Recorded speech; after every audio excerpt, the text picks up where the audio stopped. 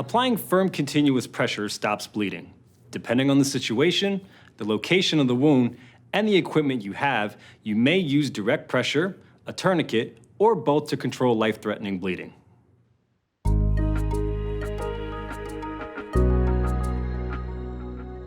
Use direct pressure to stop life-threatening bleeding when the wound is on the head, neck, or trunk. The wound is on an arm or a leg and you are waiting for someone to bring you a tourniquet or no tourniquet is available. You can also use direct pressure to stop non-life-threatening bleeding. It takes a lot of pressure to stop life-threatening bleeding. That's why you need to push hard. The amount of pressure might be painful for the injured person. That's okay. You need to use a lot of pressure for the bleeding to stop. A flat, hard surface underneath the injured body part allows you to press against something, increasing the effectiveness of the direct pressure. To begin, if you have gloves, wear them. But if the bleeding is life-threatening and you don't have gloves, begin providing care immediately. Make sure you wash your hands thoroughly after giving care. Then, find the source of the life-threatening bleeding. Remember, there may be more than one wound. You need to focus on any wound that is causing life-threatening bleeding first. Next, you're going to place a dressing on the wound. A dressing is a pad that absorbs blood and can promote clotting. Bleeding control kits and first aid kits often contain special dressings called hemostatic dressings. This is a hemostatic dressing. It contains a substance that promotes clotting and can help stop bleeding faster. When there is life-threatening bleeding, use a hemostatic dressing if you have one. Otherwise, use a gauze pad or other available material, such as a clean t-shirt, as a dressing.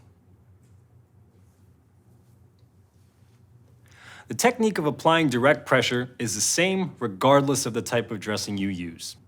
Place a dressing on the wound and push down with both hands. You need to apply a lot of pressure to stop life-threatening bleeding, so let the person know it can be painful. Sir, this could hurt. Apply pressure directly over the wound until the bleeding stops. Position your body over the wound so your shoulders are directly over your hands with your elbows locked.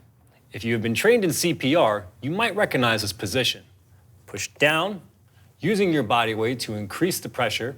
If you need your hands, use your knee to apply pressure.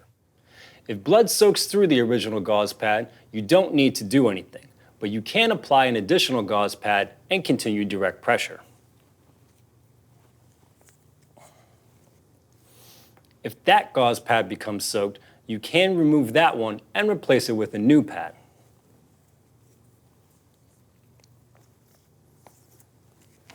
However, do not remove the original gauze pad that is placed directly on the wound. Also, only add one pad on top of the original. Do not stack multiple pads as this weakens direct pressure. If the bleeding stops before EMS arrives, check for circulation beyond the injury. Note the temperature and color of the skin and ask the person if there is any tingling or numbness. Sir, are you experiencing any tingling? Any numbness? Then, apply a roller bandage over the dressing to hold it in place and maintain pressure on the wound. Place the end of the bandage on the dressing at a 45-degree angle.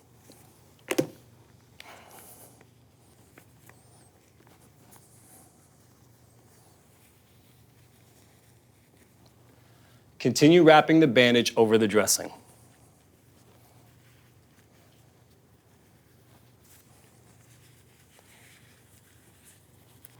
Then, tape to secure the dressing.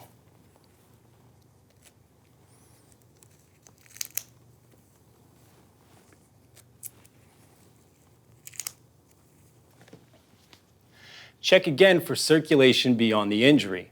If there is any change, the bandage may be too tight and you will need to carefully loosen the bandage. Sir, are you experiencing any tingling, any numbness? After the bandage is appropriately applied, remove your gloves and wash your hands. So to summarize, when using direct pressure to stop bleeding, remember two key things. 1, press as hard as you can directly over the wound. 2, hold the pressure until the bleeding stops. Usually this takes at least 5 minutes, but it could take much longer. Keep applying direct pressure until the bleeding stops, a tourniquet is applied for life-threatening bleeding from an arm or leg, another person relieves you, you are too exhausted to continue, or the situation becomes unsafe.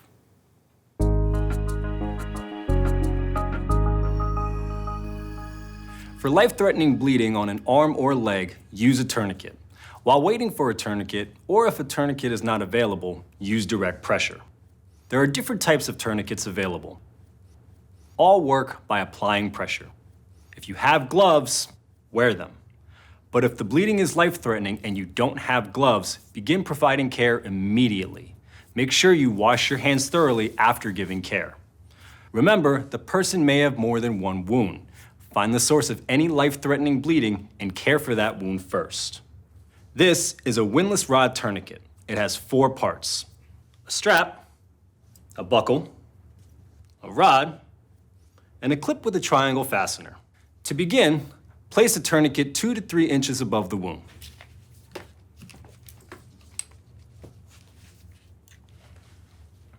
You want the tourniquet to be between the wound and the heart.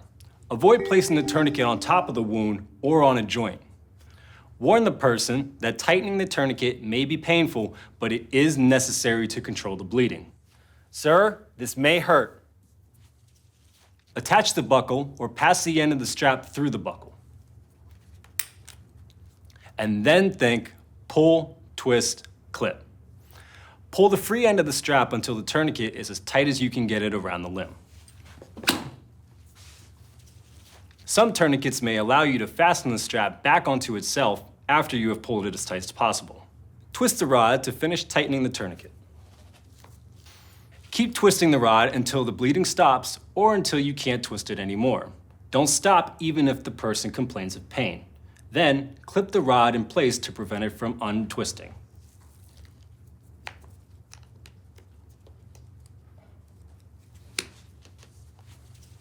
Now let's take a closer look at the steps for applying a windlass rod tourniquet. Place the tourniquet. Pull the strap. Twist the rod until the bleeding stops or until you can't twist it anymore. Then clip the rod in place. You may see other types of tourniquets in addition to windlass rod tourniquets. Although tourniquets may have slightly different designs, all are applied in generally the same way. Position the tourniquet, tighten it, and secure it in place. Follow the manufacturer's instructions for applying the tourniquet that you have. This is a ratcheting tourniquet. Instead of twisting a rod to tighten a ratcheting tourniquet, lift the buckle to operate the ratchet and tighten the tourniquet, like this. Keep lifting the buckle until the bleeding stops or you cannot lift the buckle anymore.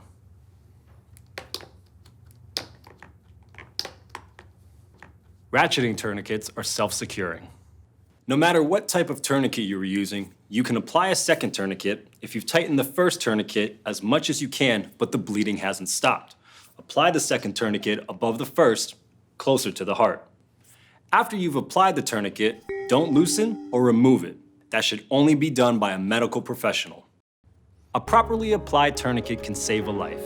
And now, you know how to do it.